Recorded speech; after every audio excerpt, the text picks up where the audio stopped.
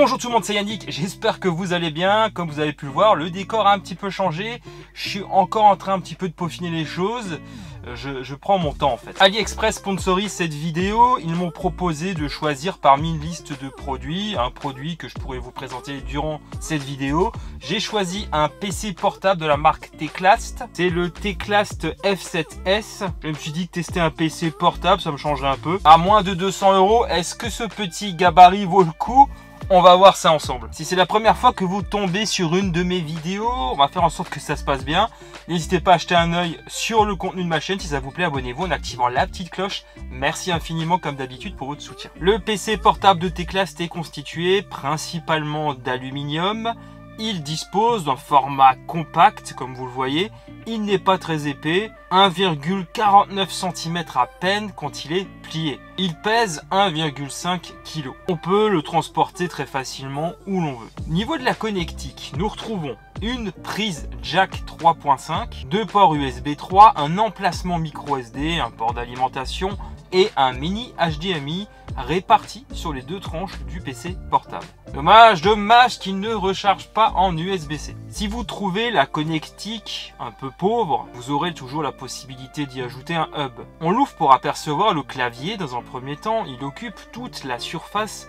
Vous le voyez, c'est du QWERTY, mais le fabricant propose des autocollants pour s'adapter au mieux. D'ailleurs, voici un petit aperçu de ce qui était fourni dans la boîte. Je reviendrai sur certains de ces éléments un peu plus loin dans la vidéo. On peut donc transformer ce clavier en AZERTY assez facilement. Mon ressenti au niveau de la saisie, c'est que ça reste assez correct sur ce type de produit. On reste de l'entrée de gamme, rappelons-le. Je ne me prononcerai pas sur la durabilité par contre.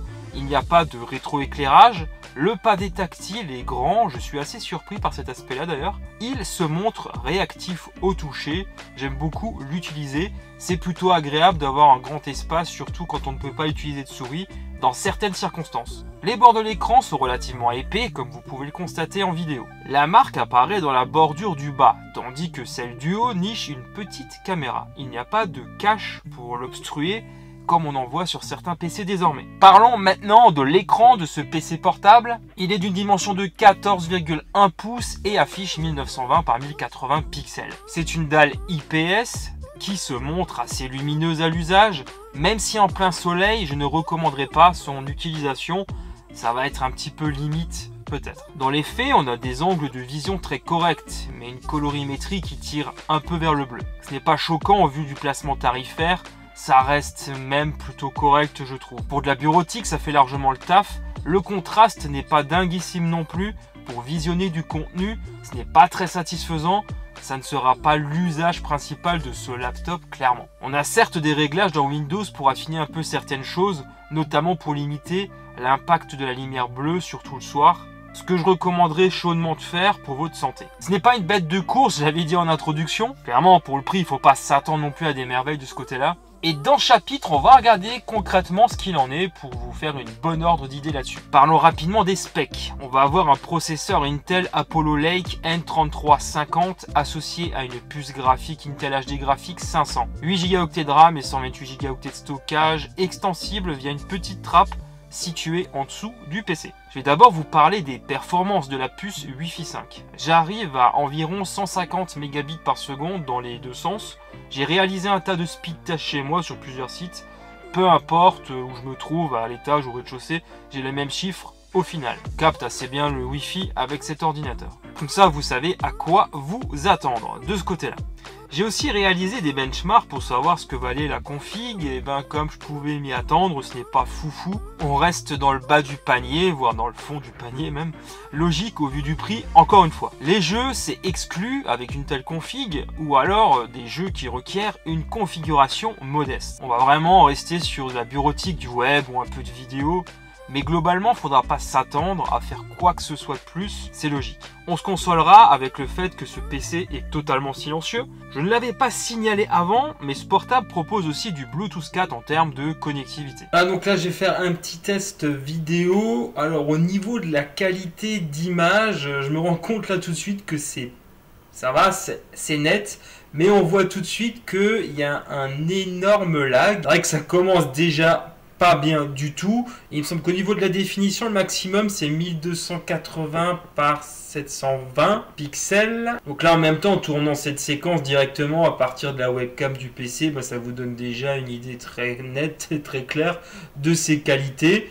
Même si là, l'image en soi, elle me semble quand même assez détaillée, assez nette. C'est vraiment dommage qu'il y ait cette saccade, ce lag.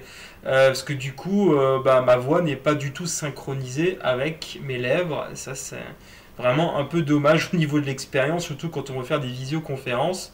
Bah, c'est pas génial, quoi. Autre point aussi que je note, au niveau de la webcam, elle capte pas très bien non plus la lumière. Il vaut mieux faire ça dans une pièce très lumineuse ou alors avoir une lampe, voilà, comme moi là, à proximité.